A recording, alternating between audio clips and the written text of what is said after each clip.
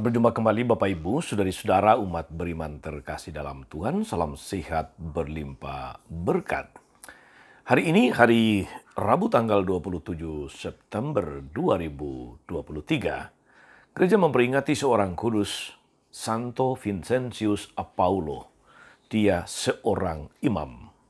Pada peringatan Santo Vincentius ini saya mengajak kita merenungkan Injil Lukas bab 9 ayat 1 sampai 6. Kita mendengarkan sabda Tuhan. Dalam nama Bapa dan Putra dan Roh Kudus. Amin. Sekali peristiwa, Yesus memanggil ke-12 muridnya, lalu memberikan tenaga dan kuasa kepada mereka untuk menguasai setan-setan dan untuk menyembuhkan penyakit-penyakit. Dia mengutus mereka untuk mewartakan kerajaan Allah dan menyembuhkan orang-orang. Yesus berkata kepada mereka, "Jangan membawa apa-apa dalam perjalanan. Jangan membawa tongkat atau bekal, roti atau uang, atau 2 helai baju. Apabila kalian diterima di suatu rumah, tinggallah di situ sampai kalian berangkat dari situ. Dan kalau ada orang yang tidak mau menerima kalian, keluarlah dari kota mereka dan kebaskan debunya dari kakimu sebagai peringatan terhadap mereka. Lalu pergilah mereka dan menjelajah segala desa sambil memberitakan Injil dan menyembuhkan orang sakit di segala tempat." Demikianlah sabda Tuhan. Bapak Ibu saudari-saudara umat beriman terkasih dalam Tuhan kita Yesus Kristus. Salah satu ciri dasar dari orang bijak itu adalah keseimbangan. Selalu mencari keseimbangan. Artinya tidak berat sebelah, tidak jatuh dalam sikap ekstrim kiri, ekstrim kanan, tidak pula berlebihan, atau secukupnya. Ada istilah yang seringkali dipakai dalam konteks olah rohani, namun sekarang ini jarang sekali kita dengarkan.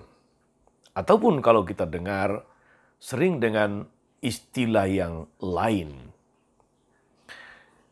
Kata itu adalah kata ugahari.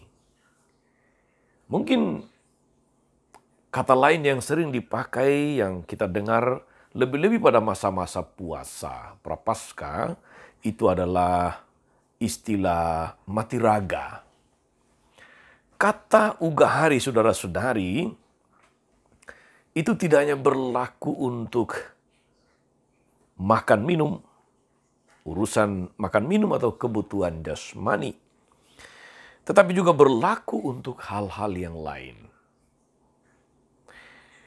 Situasi miskin dan kaya itu bisa berkembang menjadi 2 kutub yang ekstrim, yang bisa saja sama-sama berpotensi membuat manusia ternoda jauh dari keluhuran martabat manusiawinya.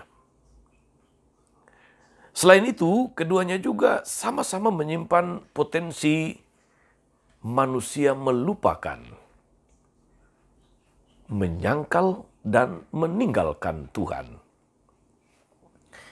Kemiskinan dan kekayaan bisa sama-sama merusak. Kemiskinan membuat manusia bisa bertindak nekat, bertindak jahat, kriminal.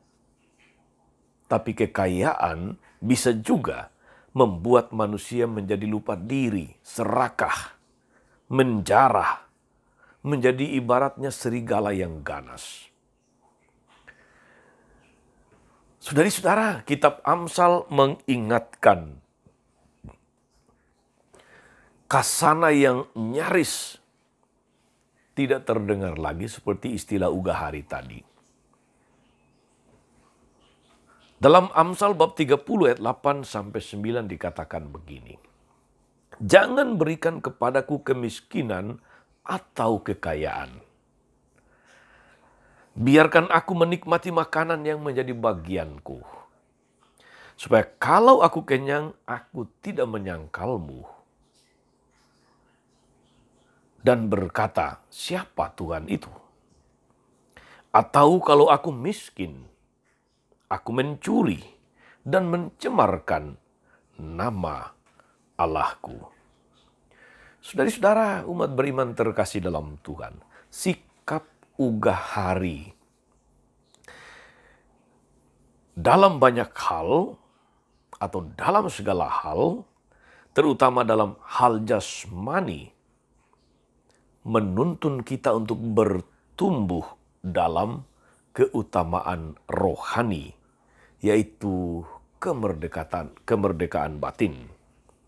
Kita tidak lagi terikat atau terobsesi oleh berbagai belenggu yang membuat kita kemudian menjadi sesak, terpaku, menjadi lelet. Kiranya itulah yang dimaksudkan Yesus dalam Injil hari ini ketika Dia memberikan nasihat atau wejangan dalam konteks perutusan para murid-Nya. Yesus katakan, janganlah membawa apa-apa dalam perjalanan. Jangan membawa tongkat atau bekal, roti atau uang, atau 2 helai baju.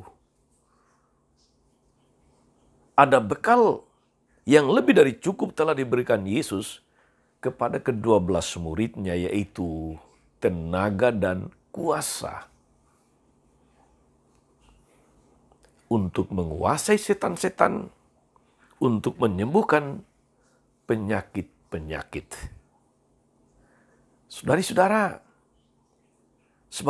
sebagaimana para murid Yesus mengutus kita juga untuk senantiasa menjadi pembagi berkat, penyalur rahmat, tapi tidak dibuat pusing, tidak dibuat bingung, tidak dibuat